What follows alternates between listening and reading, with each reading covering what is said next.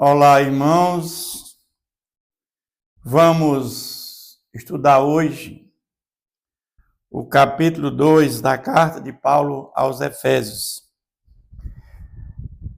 Paulo começa esse capítulo falando do pecado para a salvação pela graça. Nós sabemos que o pecado ele instaurou no mundo com a queda do homem. E havia um conceito, até então, do judaísmo, do próprio Paulo, que era um legalista, um judeu, um fariseu, que a salvação se dava pelas obras da lei. Ou seja, essa era a única maneira de salvação. Mas esse capítulo começa dizendo, ele nos deu vida, estando vós mortos, nossos delitos e pecados. Em que sentido ele nos deu vida? Estando nós mortos, nossos pecados e delitos. Todos nós nascemos pecadores. Uma criança já nasce pecadora, o pecado é herdado. Por quê? Porque quando Adão e Eva pecaram, a queda do homem, não tinham filhos ainda. Os filhos que nasceram a partir de Adão e Eva, eles já tinham caído, já tinham tido a queda, já tinham pecado. Então, todos nós nascemos pecadores. E quando nós temos consciência do pecado, precisamos nascer de novo, para que haja salvação e vida eterna. Então, ele nos deu vida, estando nós mortos nos vossos delitos e pecados. Ou seja, quando nós nascemos com a morte espiritual. A morte espiritual, o que é? É que nós estamos afastados de Deus. Mas a morte espiritual ela é reversível.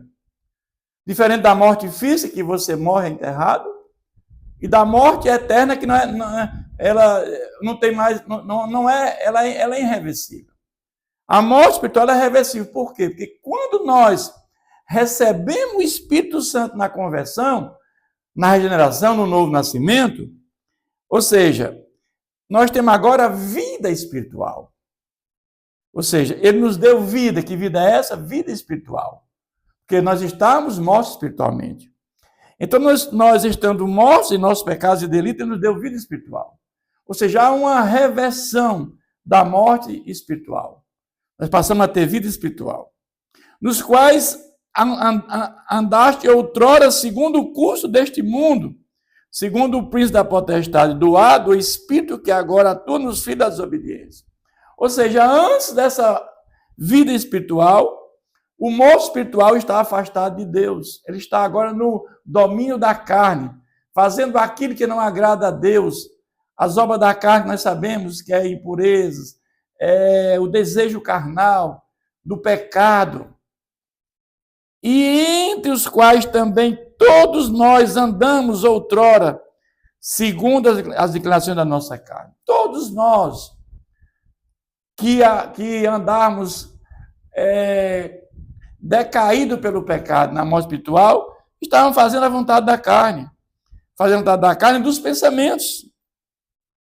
E éramos, por natureza, filhos da ira, como também os demais. Então é preciso que a pessoa ela seja vivificada pelo Espírito Santo, e o Espírito Santo ele mortifica o desejo carnal. É o Espírito Santo que se contrapõe à força da carne. Há uma força, há uma luta espiritual muito grande entre a carne e o Espírito. E o Espírito Santo ele vai mortificando esse desejo carnal que habita ainda na natureza pecaminosa do homem.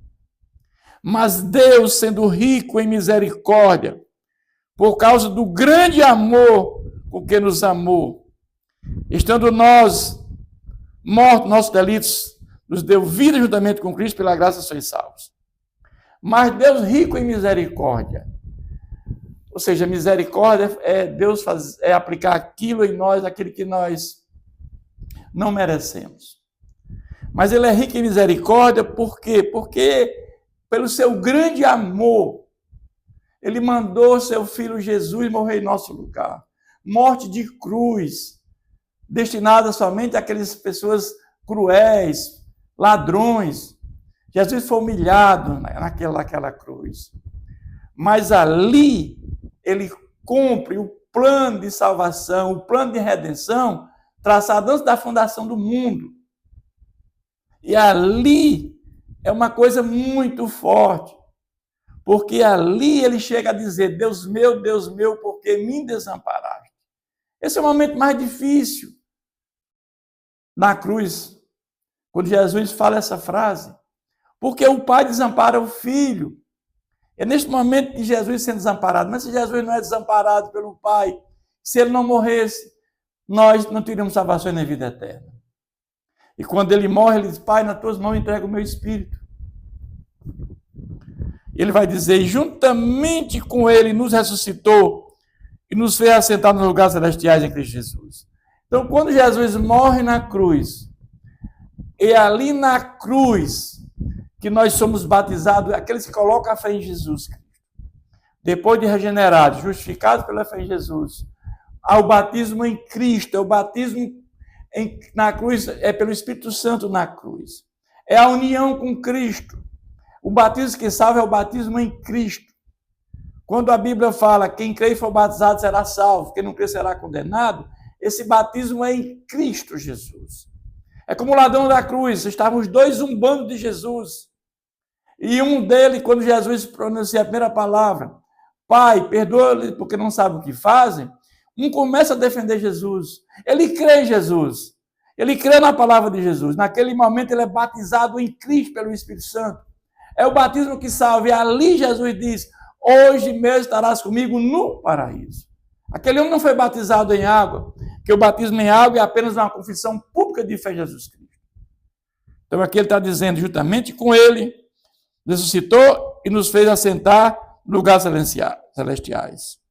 Mas ressuscitamos com Jesus, os que creram em Jesus Cristo, para mostrar nos séculos vindouros a suprema riqueza da sua graça em bondade para conosco em Jesus. Para mostrar nos séculos vindouros a suprema riqueza da sua graça. Nós vamos ter no futuro, depois que Jesus voltar na sua segunda vinda, uma coisa maravilhosa. Nós vamos ver os novos céus e nova terra. Tudo isso que existe aqui hoje será transformado com fogo. Teremos novos céus e nova terra, o lugar dos salvos, aqueles todos que terão um corpo glorificado. E também haverá um lago de fogo para aqueles que morreram sem Cristo, para o lugar dos ímpios, de Satanás, da morte, do inferno. Todos serão lançados no lago de fogo, que é a segunda morte.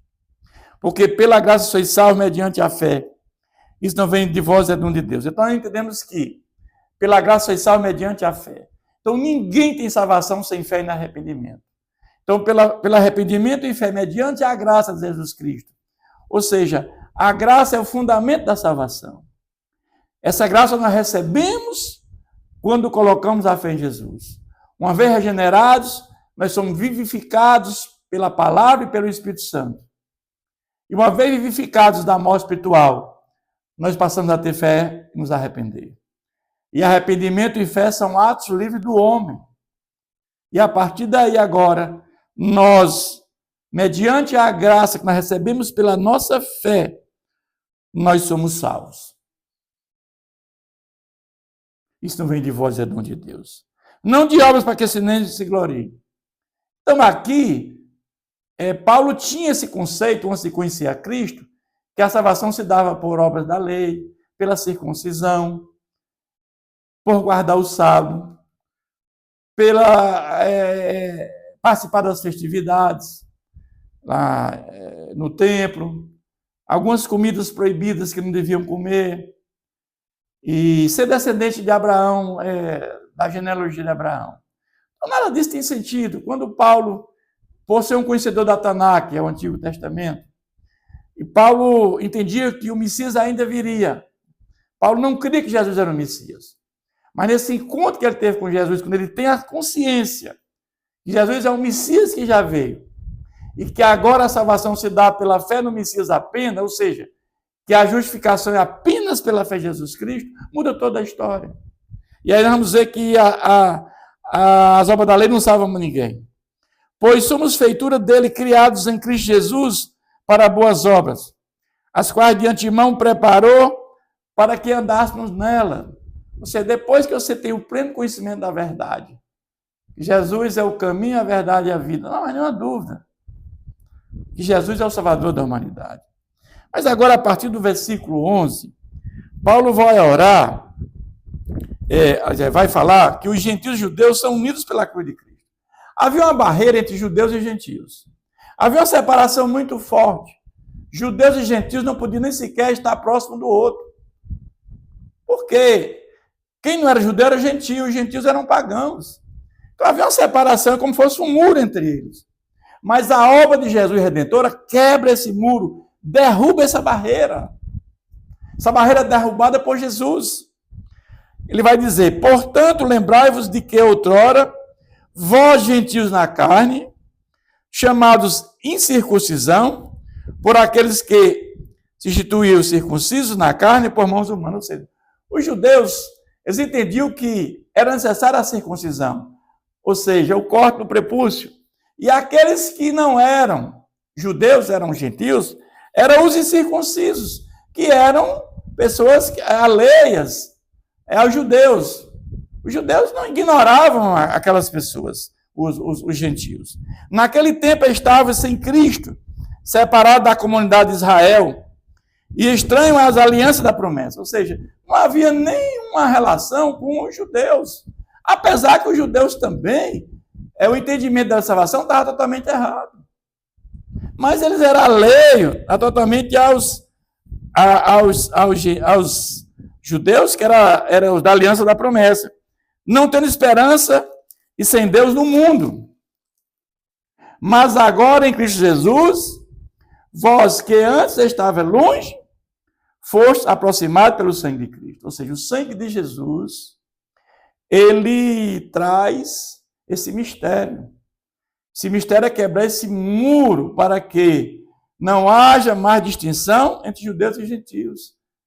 Ou seja, da mesma maneira que o judeu se salva, é da mesma maneira que o gentio se salva. Ou seja, o judeu se salva pela fé em Jesus. E o gentio se salva pela fé em Jesus. Então, não há mais acepção de pessoas.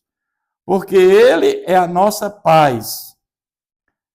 O qual de ambos fez um. Ou seja, de judeus e gentios, ele fez um só. E tendo derribado a parede da separação, que estava no meio da inimizade. Então, essa inimizade acaba através do sangue de Jesus. É o sangue de Cristo que faz com que esses dois povos eles agora sejam unidos em Cristo Jesus. Isso é maravilhoso, irmãos. Aboliu na sua carne a lei dos mandamentos na forma de ordenança para que dos dois criasse em si mesmo um novo homem, que é a igreja de Cristo, fazendo a paz. Ou seja, abolisse a lei dos mandamentos. Havia toda uma conotação que a salvação se dava pela obra da lei. Havia 613, aliás, 613 mandamentos na obra da lei.